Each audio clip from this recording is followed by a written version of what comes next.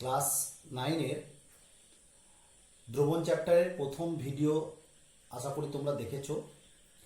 সেই দ্রবণ চ্যাপ্টারের আজকে দ্বিতীয় ভিডিও আমি করছি। প্রথম ভিডিওতে আমি তোমাদের দ্রবণের বিভিন্ন রকম দ্রবণ সম্পর্কে আলোচনা করেছিলাম। বিশেষত কণার সাইজের উপর, কণার ব্যাসের উপর নির্ভর করে যে দ্রবণের প্রকারভেদ, প্রকৃত দ্রবণ, কলয়েড দ্রবণ, প্রলম্বন, এই প্রকারভেদ সম্পর্কেই বলেছিলাম। আজকে আমরা তরলে কঠিনের দ্রাব্যতা, তরলে গ্যাসের দ্রাব্যতা, আরো কিছু দ্রবণের শ্রেণীবিভাগ সেই সম্পর্কেও আলোচনা করব। ঠিক আছে, তাহলে আজকের ভিডিওটায় ক্লাস 9-এর দ্রবণ চ্যাপ্টারের একটা টপিক, সেই টপিকটা হচ্ছে তরলে কঠিনের দ্রাব্যতা। দ্রাব্যতাকে ইংরেজিতে বলা হয় সলিবিলিটি। এই যে দ্রাব্যতা কথাটা আসছে, দ্রাব্যতা কথাটা কখন আমরা ব্যবহার করছি? বলেছে তরলে কঠিনের, তার মানে একটা তরলের মধ্যে একটা কঠিন পদার্থ নেওয়া হচ্ছে। তাহলে একটা তরলের মধ্যে একটা কঠিন পদার্থ যে নেওয়া হচ্ছে, তো নিশ্চয়ই সেই কঠিন পদার্থটা তরলের মধ্যে দ্রবীভূত হবে, মানে মিশে যাবে। কতটা মিশবে সেটা আমি কিভাবে প্রকাশ করব? আচ্ছা, তরলে কি শুধুই কঠিন মিশবে? তা কিন্তু নয়। তরলে গ্যাসও মিশতে পারে, তরলে তরলও মিশতে পারে। কিন্তু তোমাদের তরলে কঠিন আর তরলে গ্যাস, এই দুটো সম্পর্কে আমাদেরকে একটু পড়তে হবে।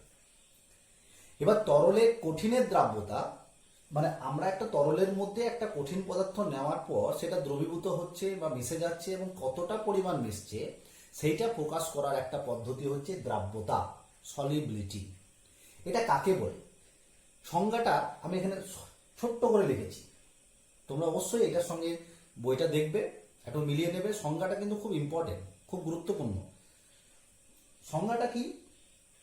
নির্দিষ্ট উষ্ণতায় 100 গ্রাম দ্রাবকে সর্বাধিক যত গ্রাম দ্রবীভূত হয়ে সম্পৃক্ত দ্রবণ তৈরি করে সেই উষ্ণতায়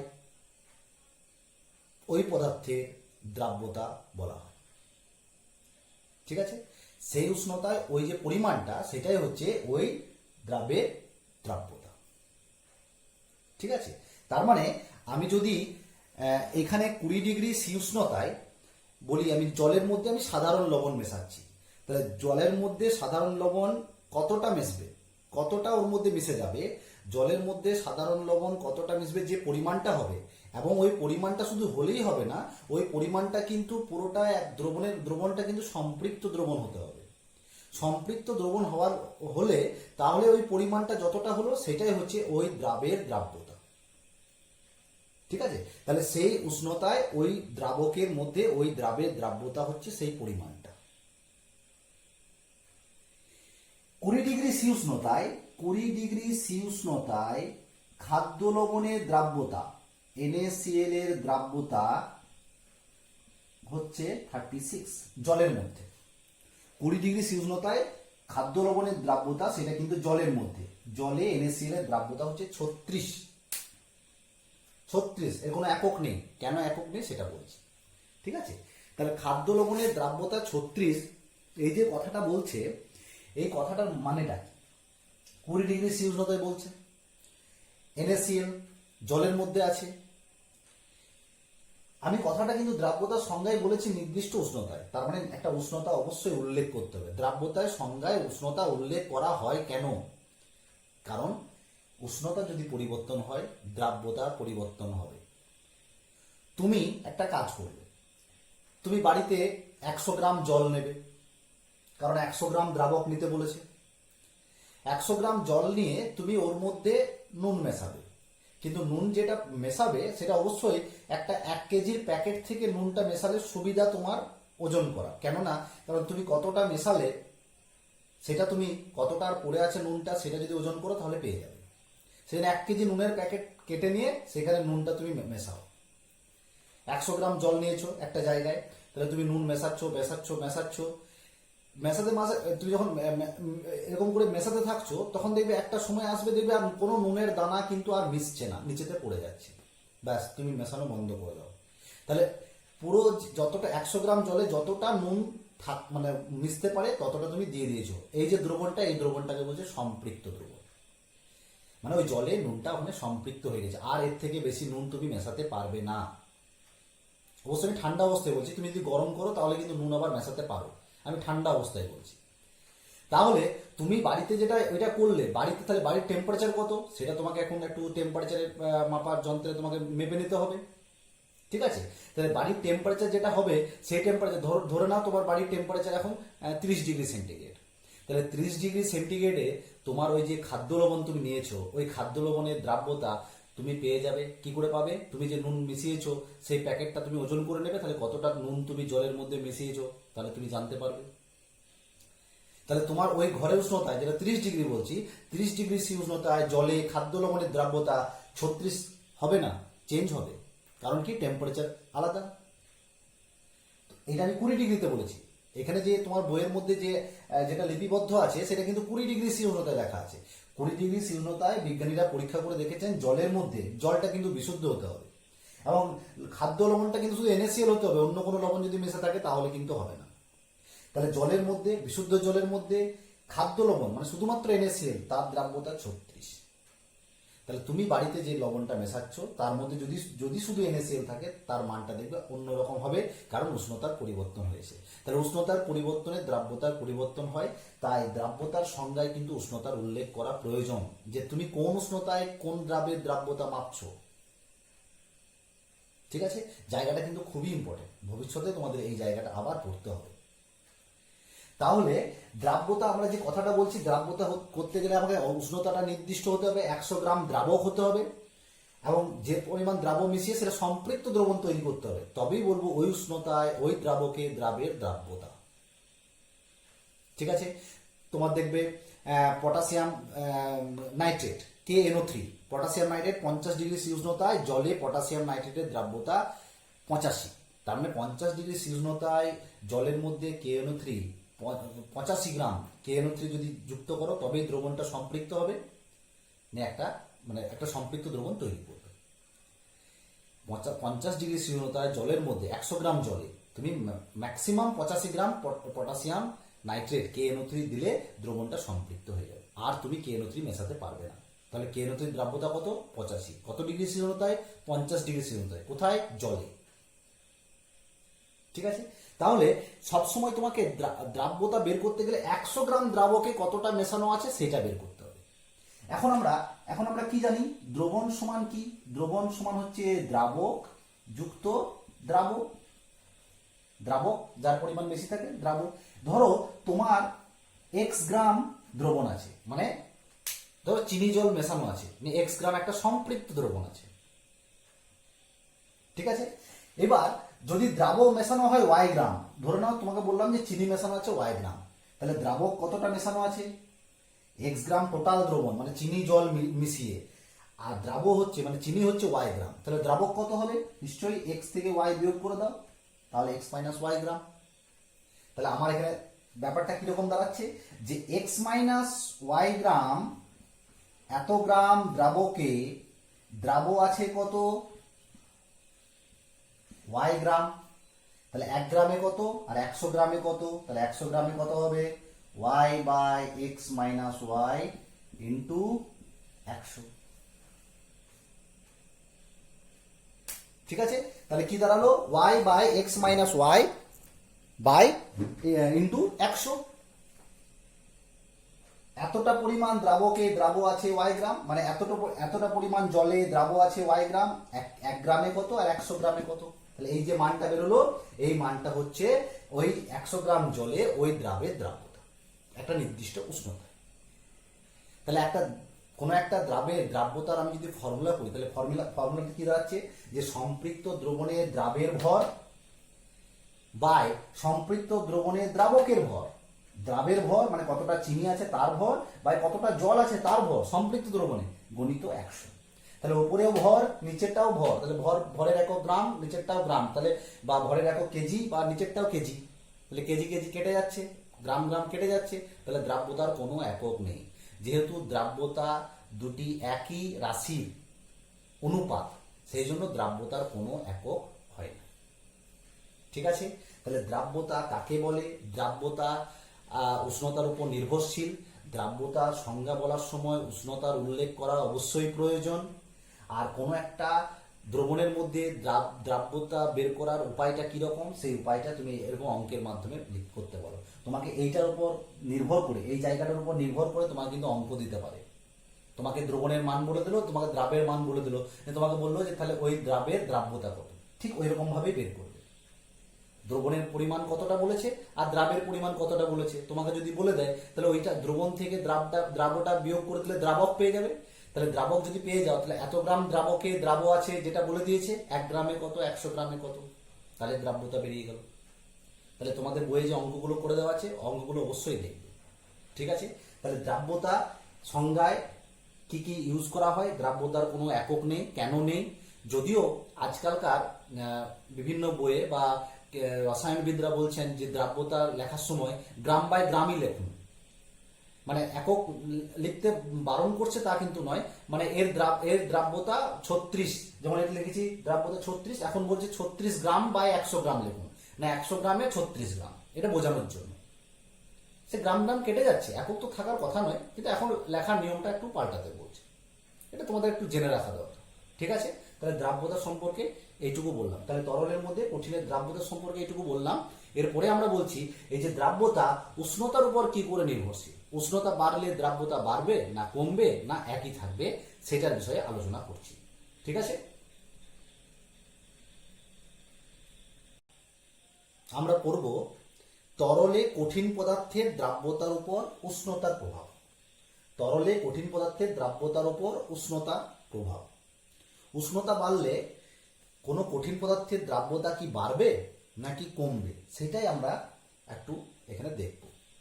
দেখো, তোমাকে আমি বারবার এটা যখন বলছি, এই দ্রবণের চ্যাপ্টারে দেখবে বারবার কথাগুলো কিন্তু আমি রিপিট করছি, যে যদি তুমি জলের মধ্যে চিনি মেশাও তাহলে মিশে যাবে, মিশতে থাকবে। তুমি চিনি মিশিয়ে যাও, মিশতে থাকবে। তুমি যদি যতটা এক ঠান্ডা জলের মধ্যে তুমি যতটা চিনি মিশিয়েছো, তারপরে যদি আর চিনি না মেশে তুমি যদি একটু গরম করে দাও, তাহলে চিনি কিন্তু আবার একটু মিশবে। এই যে গরম করে দাও কথাটা বলছি, তার মানে কি, ওই যে ঠান্ডা অবস্থা থেকে তুমি যখন গরম অবস্থা নিয়ে যাচ্ছ, তার মানে কি উষ্ণতা বাড়াচ্ছ। উষ্ণতা বাড়ালে কি হলো, বললাম চিনি আবার একটা দুটো কিছু হোক, সেটা চিনি আবার দ্রবীভূত হয়ে যাবে, তার মানে চিনির দ্রাব্যতা কিন্তু আবার বেড়ে যাচ্ছে। ঠিক আছে, তার মানে শুধুমাত্র চিনি নয়, চিনি ছাড়াও যেমন খাদ্য লবণ, পটাশিয়াম নাইট্রেট KNO3, ঠিক আছে, NH4Cl, নিশাদল, অ্যামোনিয়াম ক্লোরাইড, এদের কিন্তু উষ্ণতা বাড়লে দ্রাব্যতা বাড়ে, উষ্ণতা কমলে দ্রাব্যতা কমে যায়। তুমি যদি এখন বাড়িতে তুমি যদি নুন মেশাও জলের মধ্যে, যতটা দ্রবীভূত হবে, তুমি কোনো ঠান্ডা ঘরে, মানে ধরো সেখানে টেম্পারেচার 20 ডিগ্রি বা 15 ডিগ্রি সেন্টিগ্রেড, ঠিক আছে, তুমি বাড়িতে আছো 30 ডিগ্রি, তুমি ধরো একটা এসি রুমে চলে যাও, যেখানে ধরে নাও এসি রুমে, আমি এমন বলছি যেখানে একটা ঠান্ডা ঘর, সেই ঠান্ডা ঘরে 15 ডিগ্রি সেন্টিগ্রেড, তাহলে সেখানে যদি ওই পরিমাণ জল নিয়ে তুমি নুন মেশাও, তাহলে কিন্তু দেখবে অতটা নুন মিশছে না, যেটা তুমি এমনি বাড়িতে মেশাচ্ছিলে, যেটা 30 ডিগ্রিতে ছিল। কারণ উষ্ণতা কমলে কিন্তু দ্রাব্যতা কমে যাচ্ছে। এটা তুমি নিজেই বাড়িতে পরীক্ষা করে দেখতে পারবে। যদি তোমার উষ্ণতা মাপক একটা থার্মোমিটার যদি থাকে, তাহলে সেই থার্মোমিটার উষ্ণতা তুমি দেখতে পাবে যে কতটা আমি উষ্ণতা বাড়াচ্ছি আর কতটা পরিমাণ দ্রাব্য আমার মিশছে। তোমাকে শুধু জাস্ট হিসাব রাখতে হবে পরিমাণটা, তাহলেই বুঝতে পারবে যে উষ্ণতা বাড়লে বাড়ছে না কমছে। এবং সবসময় যে বাড়ে সবসময় যে কমে, মানে উষ্ণতা বাড়লেই দ্রাব্যতা বাড়বে, উষ্ণতা কমলেই দ্রাব্যতা কমবে, তা কিন্তু নয়। ঠিক আছে, অনেক সময় উষ্ণতা বাড়লে দ্রাব্যতা কমেও যায়। উষ্ণতা বাড়লে দ্রাব্যতা কমে যায়, পদার্থটা বেশি মেশে না, যতটা মেশেছিল সেখান থেকে আবার বেরিয়ে চলে আসে। আবার অনেক সময় উষ্ণতা বাড়লে দ্রাব্যতা প্রায় বাড়েই না, কিছুই হয় না, এরকমও হয়, প্রায় মানে বাড়েই না বললেই চলে। আবার উষ্ণতা বাড়লে দ্রাব্যতা খুব তাড়াতাড়ি বেড়ে যায়।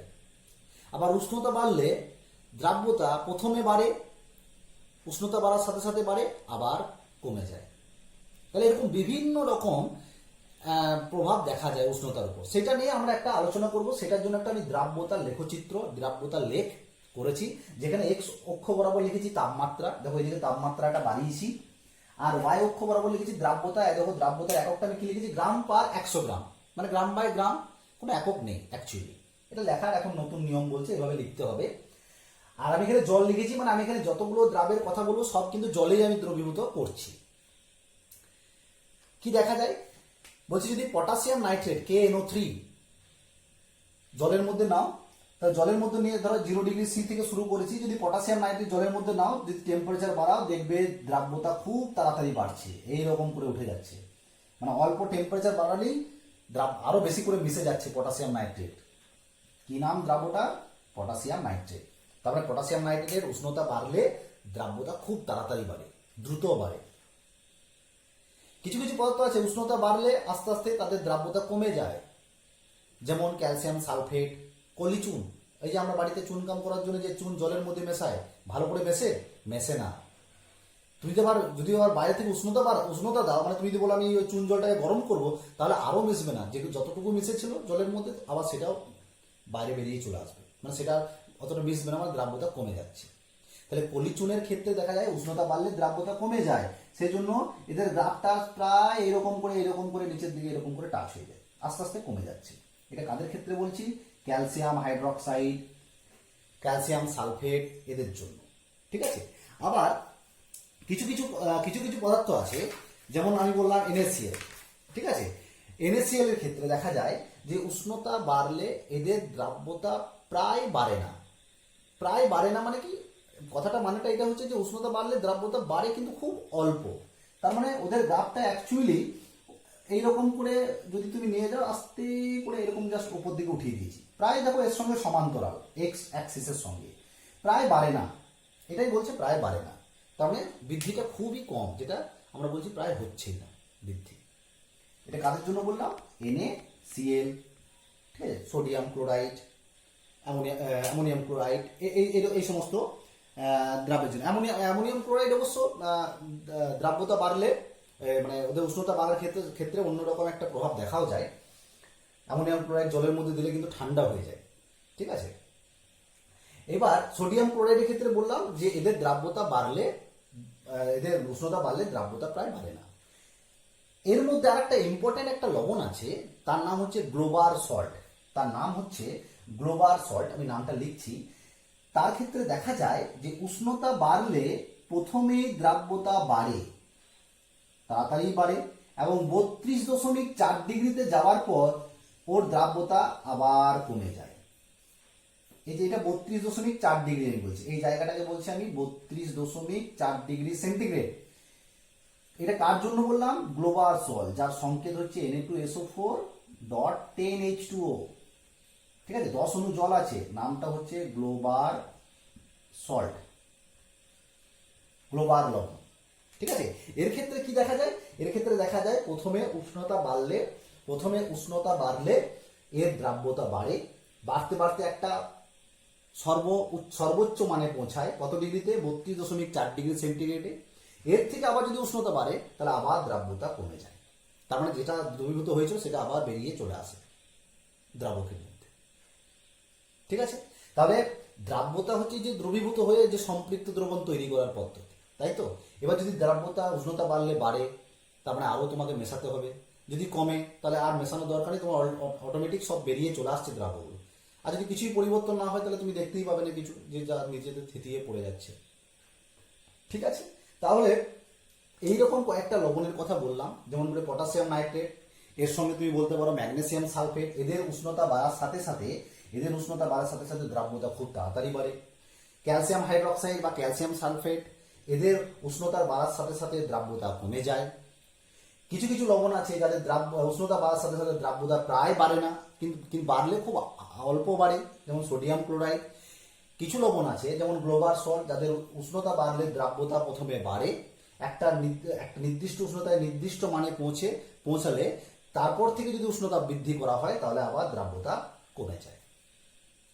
ঠিক আছে। তাহলে এইটা হচ্ছে তরলের কঠিনের দ্রাব্যতার উপর উষ্ণতার প্রভাব। উষ্ণতা বাড়লে বিভিন্ন লবণের ক্ষেত্রে বিভিন্ন রকম হয়।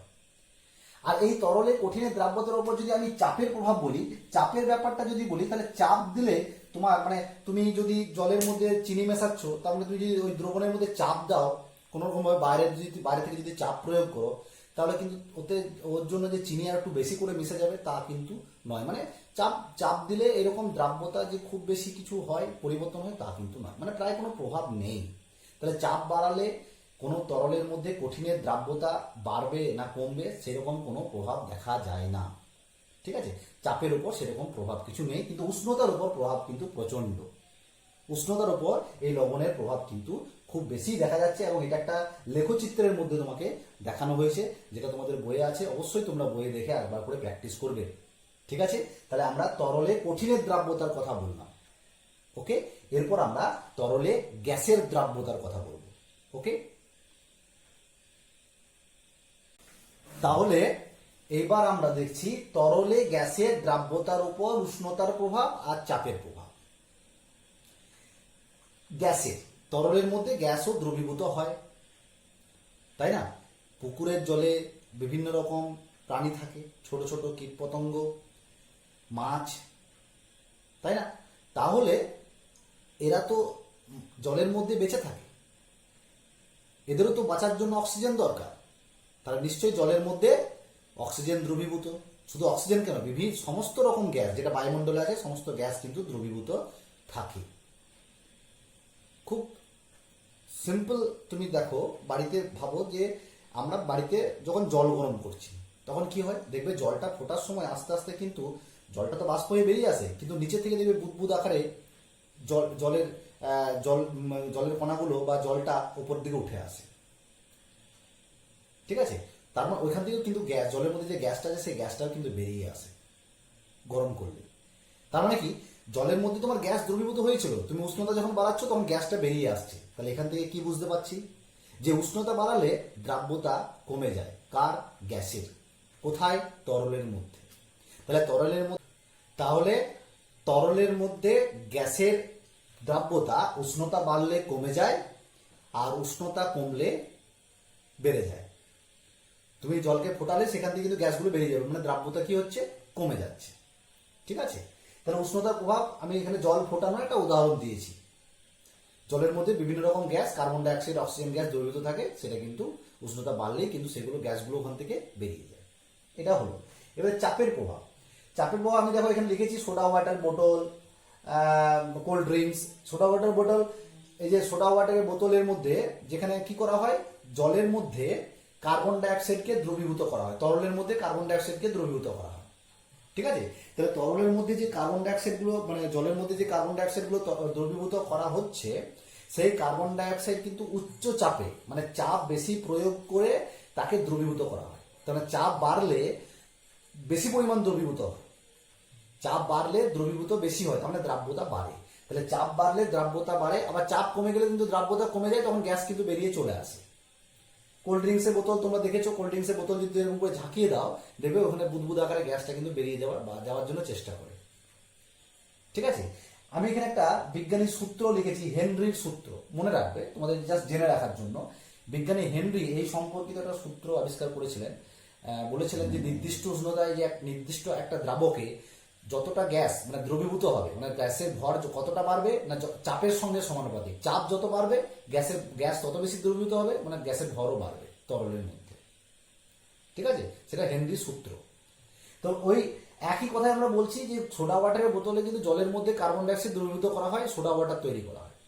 এবার সোডা ওয়াটারের বোতলে ছিপি খুললে কি হবে, চাপটা কমে যাচ্ছে, চাপ যদি হ্রাস হয়ে যায়, কমে যায়, তাহলে কি হবে, ওই গ্যাসটা তাড়াতাড়ি বেরিয়ে আসার চেষ্টা করবে। সেই জন্য মানে ছিপিটা খুললে গ্যাসটা কিন্তু বুদবুদ আকারে কিন্তু বেরিয়ে আসার চেষ্টা করে। তাহলে চাপের প্রভাবে কি বললাম, চাপ বাড়লে দ্রাব্যতা বাড়ে, গ্যাসের দ্রাব্যতা কোথায়, তরলের মধ্যে। তাহলে তরলের মধ্যে গ্যাসের দ্রাব্যতা চাপ বাড়লে বৃদ্ধি পায়, চাপ কমলে হ্রাস পায় বা কমে যায়। ঠিক আছে, তাহলে উষ্ণতার প্রভাব, চাপের প্রভাব আমরা তরলে গ্যাসের দ্রাব্যতার উপর পেলাম। বুঝতে পারলে? এবার আমরা এই তরলে কঠিনের দ্রাব্যতা, তরলের গ্যাসের দ্রাব্যতার এই বিভিন্ন রকম আমরা যে সম্বন্ধে জানলাম, তার উপরে কিন্তু অনেক ইম্পর্টেন্ট প্রশ্নও আসে। আগের যে দ্রাব্যতা লেখের এটা বললাম, কথাগুলো বললাম, সেখান থেকেও কিন্তু প্রশ্ন আসে। এই যে চাপের প্রভাবটা, সেখান থেকেও প্রশ্ন আসে, এবং এমসিকিউ থাকে, শূন্যস্থানও থাকে এইরকম প্রশ্ন থেকে। চাপ বাড়লে তরলে গ্যাসের দ্রাব্যতা ড্যাশ হয়। ঠিক আছে, তাহলে এগুলোর জন্য কিন্তু তোমাদের প্রস্তুত থাকতে হবে। এরপরে আমরা পরের টপিকে আলোচনা করছি। এবার আমরা দ্রবণের আরেক রকম প্রকারভেদ পড়ব।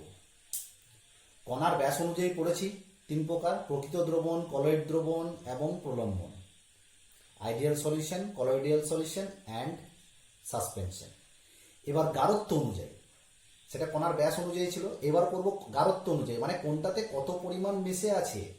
এই জন্য কিন্তু আমরা দ্রাব্যতার কথাটা আগে বললাম, মনে থাকবে। দ্রাব্যতার কথাটা আগে এই জন্য বললাম যে একটা তরলের মধ্যে কতটা দ্রাব্য মিশে আছে, দ্রবীভূত হয়ে আছে, তাহলে কত পরিমাণ আছে সেইটা হচ্ছে অ্যাকচুয়ালি কত পরিমাণ আছে সেটা আমরা গাঢ়ত্ব হিসাবে প্রকাশ করছি। গাঢ়ত্ব বলছি এটা। যদি একটা তরলের মধ্যে বেশি পরিমাণ দ্রাব্য মিশে থাকে তাহলে সেটাকে বলবো গাঢ় দ্রবণ, কনসেন্ট্রেটেড সলিউশন।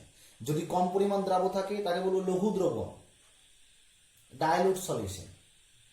ঠিক আছে, তো আমরা এই গাঢ়ত্ব অনুযায়ী আমরা দ্রবণকে 3 ভাগে ভাগ করব। দেখো, সম্পৃক্ত দ্রবণ, স্যাচুরেটেড সলিউশন, অসম্পৃক্ত দ্রবণ, আনস্যাচুরেটেড সলিউশন, অতিপৃক্ত দ্রবণ, সুপার স্যাচুরেটেড সলিউশন। আমি ছোট্ট করে শুধু তোমাদেরকে বোঝানোর চেষ্টা করেছি এখানে। তোমরা অবশ্যই বইয়ের সঙ্গে একটু ভালো করে সংজ্ঞাটা কিন্তু মনে রাখবে, বইয়ের সংজ্ঞাটা ভালো করে পড়বে।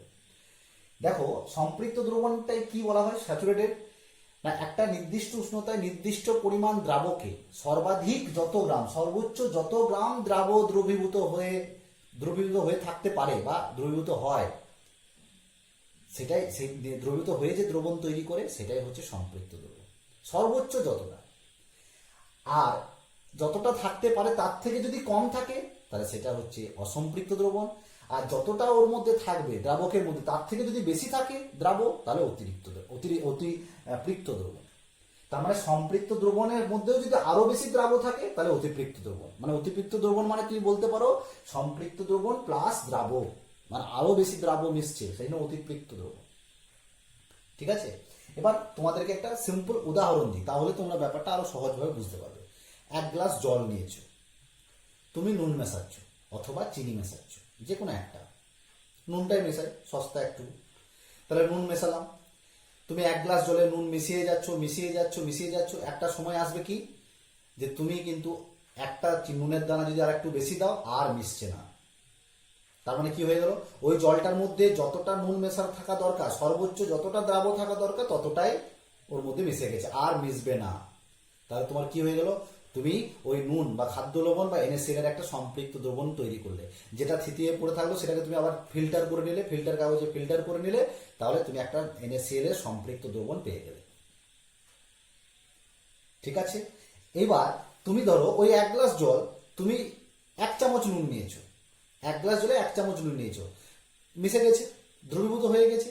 তাহলে তোমার কি মনে হয় যে এরপরে যদি তুমি নুন দাও তাহলে কি মিশবে না?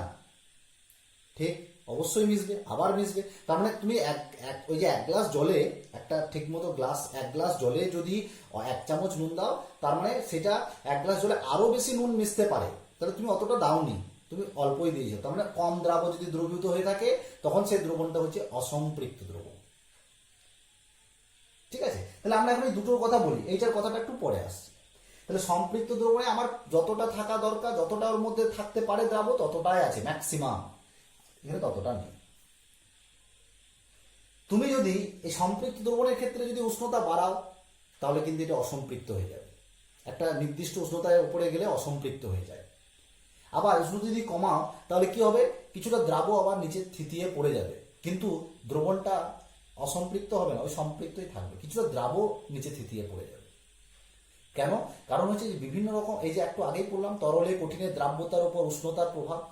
উষ্ণতা বাড়লে কমলে কি হয়? কারণ অনেক সময় উষ্ণতা বাড়লে দ্রাব্যতা অনেকের কমে, উষ্ণতা বাড়লে দ্রাব্যতা বাড়ে। তাহলে সেই জন্য সম্পৃক্ত দ্রবণের ক্ষেত্রে উষ্ণতা বাড়লে একটা উচ্চতর উষ্ণতা এটা অসম্পৃক্ত হয়ে যায়, আর একটু কম উষ্ণতা কিছুটা দ্রাব্য কিন্তু থিতিয়ে পড়ে। ঠিক আছে, তাহলে উষ্ণতার প্রভাবের জন্য সম্পৃক্ত দ্রবণের কিন্তু কিছু হেরফের হয়। এবার তোমাকে যদি প্রশ্ন করা হয় যে তুমি একটা তোমার, আমি 1 গ্লাস জল রেখেছি, সেই জলের মধ্যে চিনি মেশানো আছে, মানে তোমাকে আমি 1 গ্লাস জল দিয়েছি, জলের মধ্যে আমি বলে দিয়েছি যে আমি চিনি মিশিয়ে রেখেছি, আচ্ছা বলো তো, এই 1 গ্লাস জলটা এইটা এইটা সম্পৃক্ত দ্রবণ না অসম্পৃক্ত দ্রবণ? তোমাকে শুধু এইটুকুই বলেছি। তোমাকে কিন্তু আমি একটা চিনির একটা কৌটো দিয়েছি যেখানে চিনি আছে রাখা। তাহলে তুমি কিভাবে পরীক্ষা করবে যে এই গ্লাসের জলটা দ্রবণটা সম্পৃক্ত দ্রবণ না অসম্পৃক্ত দ্রবণ? তাহলে তোমাকে কি করতে হবে, তোমাকে একটা দানা চিনির দানা বা অল্প চিনির দানা ওর মধ্যে ফেলে দিতে হবে। ভালো করে নাড়িয়ে দেখবে, ভালো করে নাড়িয়ে দিলে দেখবে যদি যদি চিনির দানাটা মিশে যায় তাহলে নিশ্চয়ই আমি ওই দ্রবণটা তোমাকে দিয়েছি অসম্পৃক্ত, সেই জন্যই মিশে যাচ্ছে, কম দ্রাবকের মধ্যে দ্রবীভূত হয়ে আছে। আর যদি দেখো যে চিনির দানাটা আর মিশছে না, ওই নিচেতেই থিতিয়ে পড়ে যাচ্ছে, তাহলে আমি নিশ্চয়ই দ্রবণটা তাহলে সম্পৃক্ত দিয়েছি তোমাকে। ঠিক আছে, এবার আমি তোমাকে যদি বলি সম্পৃক্তকে কি করে অসম্পৃক্ত করবে বা অসম্পৃক্ত দ্রবণকে কি করে সম্পৃক্ত করবে, সেটার উপায়। সম্পৃক্ত দ্রবণ মানে যতটা মধ্যে একটা দ্রাবকের মধ্যে যতটা পরিমাণ দ্রাব থাকে, তাহলে তাকে অসম্পৃক্ত কি করে করবে? ঠিক ধরেছ, ওর মধ্যে তুমি আর একটু বেশি পরিমাণ দ্রাবক দিয়ে দাও। চিনি আর জল সম্পৃক্ত হয়ে আছে, তুমি একটু জল মিশিয়ে দাও, তাহলে অসম্পৃক্ত হয়ে গেল, আবার জলটা বেড়ে গেল, চিনিটা তখন কমে গেল। আবার তুমি যদি উষ্ণতা বাড়িয়ে দাও, বললাম একটা নির্দিষ্ট উষ্ণতার পর উচ্চতর উষ্ণতায় সম্পৃক্ত দ্রবণ কি হয়ে যায়? অসম্পৃক্ত হয়ে যায়। উষ্ণতা বাড়লে তখন কিন্তু ওই দ্রবণ আর সম্পৃক্ত থাকে না, ওর মধ্যে তুমি আরো দ্রাবক মেশাও, মিশে যাবে। এটা তুমি বাড়িতে পরীক্ষা করে দেখতে পারো। ঠিক আছে, আবার অসম্পৃক্ত দ্রবণকে কি করে সম্পৃক্ত করব না? অসম্পৃক্ত দ্রবণ মানে কি? 1 গ্লাস জলের মধ্যে তুমি 1 চামচ শুধু চিনি দিয়েছো, তাহলে তুমি কি করতে পারো? আরো বেশি করে দ্রাব দাও, তাহলে সম্পৃক্ত হয়ে যাবে, মানে আরো বেশি করে চিনি মেশাও, সম্পৃক্ত হয়ে যাবে। অথবা কি করতে পারো? উষ্ণতা কমিয়ে দাও। ঠিক আছে, তোমার যদি অতিরিক্ত দ্রাব যদি তুমি যোগ না করো, যদি উষ্ণতা কমিয়ে দাও, তাহলে একটা বিশেষ উষ্ণতায় কিন্তু মানে ওই দ্রবণটা কিন্তু সম্পৃক্ত হয়ে যাবে, উষ্ণতা যদি কমিয়ে দাও। তাহলে হয় তুমি অসম্পৃক্ত দ্রবণে দ্রাব যোগ করো, তাহলে সম্পৃক্ত হয়ে যাবে। তাহলে এইখান থেকে এইটা করতে গেলে আমাকে কি করতে হবে? হয় দ্রাব যোগ করতে হবে, অথবা কি করতে হবে? উষ্ণতা কমিয়ে দিতে হবে, মাইনাস উষ্ণতা লিখলাম। অথবা কি করতে হবে? তুমি উত্তপ্ত করো। উত্তপ্ত করলে কি হবে? দ্রাবকটা উড়ে চলে যাবে। যদি জল হয় তাহলে জলটা জলীয় বাষ্প হয়ে বেরিয়ে যাবে। তাহলে একটা সময় আসবে যে একটা সময় আসবে যে পরিমাণ জল আর থাকবে, ওর মধ্যে যতটা চিনি মিশিয়েছো তাতেই সম্পৃক্ত হয়ে গেল। তাহলে হয় তুমি দ্রাব মিশিয়ে দাও, তাহলে অসম্পৃক্ত হয়ে যাবে সম্পৃক্ত। অথবা তুমি উষ্ণতা কমিয়ে দাও, তাহলে অসম্পৃক্ত হয়ে যাবে সম্পৃক্ত। অথবা তুমি উত্তপ্ত করে দ্রাবককেই ওইখান থেকে দ্রবণ থেকে বের করে দাও, তাহলেই কিন্তু অসম্পৃক্ত দ্রবণ সম্পৃক্ত দ্রবণে পরিণত হবে। ঠিক আছে, তাহলে আমরা এই দুটোর মধ্যে বললাম। তাহলে সম্পৃক্ত থেকে অসম্পৃক্ত, এটা থেকে এটা আর এটা থেকে এটা কিভাবে করবে সেটা কিন্তু একটু ভালো করে দেখবে এবং এটা ভালো করে শুনবে। এরপরে দেখো, আমি আরেকটা দ্রবণ সম্পর্কে কিন্তু এখনো এখানে বলিনি, সেটা হচ্ছে অতিপৃক্ত দ্রবণ। এটা একটা অন্য টাইপের একটা দ্রবণ, মানে এদের থেকে একটু আলাদা। সুপার স্যাচুরেটেড, মানে স্যাচুরেটেড সম্পৃক্ত দ্রবণ, তার থেকে সুপার স্যাচুরেটেড মানে তার থেকে আরো বেশি দ্রাবক যুক্ত হয়ে আছে। সম্পৃক্ত দ্রবণ প্লাস দ্রাবক নিয়ে হয়ে যাচ্ছে অতিপৃক্ত দ্রবণ। মানে যতটা নির্দিষ্ট উষ্ণতায় নির্দিষ্ট পরিমাণ দ্রাবকে যতটা পরিমাণ দ্রাব থাকার কথা, একটা বিশেষ শর্তে যদি তার থেকে বেশি পরিমাণ দ্রাব থাকে, তাহলে সেটা তখন বলা হয় অতিপৃক্ত দ্রবণ। এটা কারা করতে পারে? হাইপো। তোমাদেরকে কলয়েডের প্রথম ভিডিওতে আমি বলেছি হাইপো, Na2H2O3, Na2H2O3, 5H2O, 5 অণু জল থাকে, সোডিয়াম থায়োসালফেট পেন্টাহাইড্রেট, 5 অণু জল, এটাকে হাইপো বলা হয়। এই হাইপো দ্রবণ বা হাইপো অথবা তোমার সোডিয়াম অ্যাসিটেট, এরকম কিছু যৌগ আছে যারা এইরকম দ্রবণ তৈরি করে। কিরকম ভাবে করে? এটা দেখতেছি সাদা তুলোর মতো। একে যদি তুমি অল্প সামান্য নিয়ে একটা টেস্ট টিউবের মধ্যে নিয়ে যদি তুমি উত্তপ্ত করে দাও, উত্তপ্ত করলে দেখবে ওই যে জলটা আছে না, এই জলের মধ্যে ওই পুরো ওই যে তুলোর মতো পদার্থটা পুরোটা জল একদম মিশে যাবে, স্বচ্ছ একটা দ্রবণ তৈরি হয়ে যাবে। ঠিক আছে, এবার তুমি যদি না নাড়িয়ে আস্তে আস্তে ওকে যদি ওইখান থেকে গরম থেকে তুমি আস্তে আস্তে নামিয়ে না নাড়িয়ে তুমি যদি ঠান্ডা করো, কিন্তু তুমি না নাড়িয়ে মানে কি বেশি কিন্তু টেস্ট টিউবটা নড়াচড়া করলে হবে না, আস্তে আস্তে নামিয়ে ওকে ঠান্ডা করো, দেখবে কোনো কিছুই হচ্ছে না, একদম স্বচ্ছ তরলের মতোই হয়ে আছে। তুমি যদি হালকা যদি নাড়িয়ে দাও, তাহলে দেখবে ওই দ্রাবগুলো, এই সোডিয়াম থায়োসালফেটের তুলোগুলো আস্তে আস্তে আবার বেরিয়ে আসছে ওই দ্রবণ থেকে জমা হচ্ছে। অথবা সোডিয়াম থায়োসালফেট যদি বাইরে থেকে যদি আবার একটু যোগ করে দাও, তাতেও দেখবে আবার সমস্ত দ্রাবগুলো সোডিয়াম থায়োসালফেট যেগুলো দ্রবীভূত হয়েছিল সেটা আবার ওই জিনিসটাকে ধরে রাখছে, বেরিয়ে আসছে। তাহলে স্বচ্ছ ছিল, তুমি তো হালকা নাড়িয়ে দাও, তাহলে আবার কিন্তু দ্রাব যেটা মিশেছিল, জলের মধ্যে মিশেছিল এই জলটার মধ্যে, সেটা কিন্তু আবার বেরিয়ে চলে আসছে তুলোর মতো সাদা। এটা হচ্ছে ওই অতিরিক্ত দ্রাব দ্রবীভূত হয়ে আছে, যেটা বেরিয়ে চলে আসছে, সেই জন্য এদেরকে বলছে অতিপৃক্ত দ্রবণ। Super saturated solution. ঠিক আছে, তাহলে গাঢ়ত্ব অনুযায়ী দ্রবণ 3 প্রকার: সম্পৃক্ত দ্রবণ, অসম্পৃক্ত দ্রবণ এবং অতিপৃক্ত দ্রবণ। কিভাবে একটা দ্রবণ থেকে আরেকটা দ্রবণে পরিবর্তন করা যায়, রূপান্তর করা যায়, সেটা অবশ্যই পড়বে। ঠিক আছে, এবং এইখানে তোমাদেরকে কিন্তু ওই যে বললাম, তোমাকে ওই যে 1 গ্লাস জল দিয়ে দেওয়া হলো, বা 1 গ্লাস একটা দ্রবণ দেওয়া হলো, চিনি জলের দ্রবণ, একটা দ্রবণ দিল চিনি জলের দ্রবণ, এটা সম্পৃক্ত না অসম্পৃক্ত তুমি কিভাবে চিনবে, শনাক্ত করার উপায়, এইগুলো কিন্তু তোমাদের এখানকার প্রশ্ন। প্রত্যেকটা প্রশ্ন কিন্তু ভালো করে করতে হবে, আর তার জন্য আগে ভালো করে টপিকটা বুঝতে হবে, কোনটা থেকে কোনটা ভালোভাবে করছে এবং তার জন্য কি উপায়, সেটা কিন্তু করতে হবে। এবং এটার জন্য তুমি নিজে বাড়িতেও কিছু কিছু পরীক্ষা করতে পারো।